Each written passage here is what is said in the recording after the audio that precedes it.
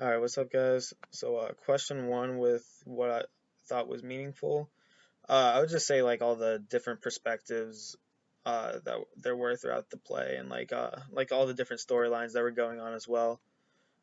Question two, the themes. I would say one would just be like the difficulty of love, where it's uh, like how difficult it was to get everyone just content with each other and getting everyone like with who they were supposed to be with.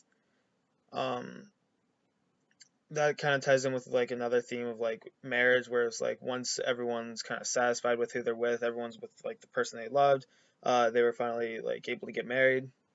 And then the third theme I'd say would be like appearance versus reality, which there were like multiple times throughout where Helena thought she was like being mocked by the other characters when like they really weren't, like they actually did love her or whatever.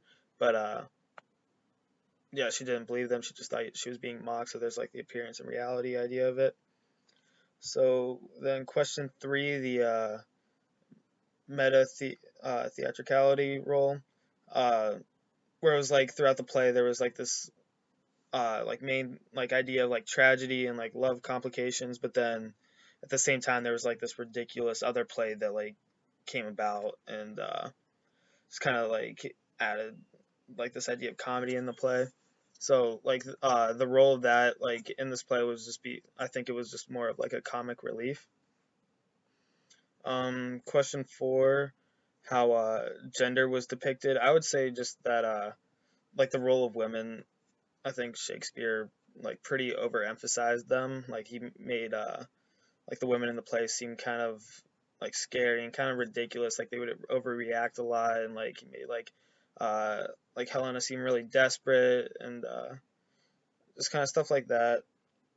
And then question five with like two of my questions.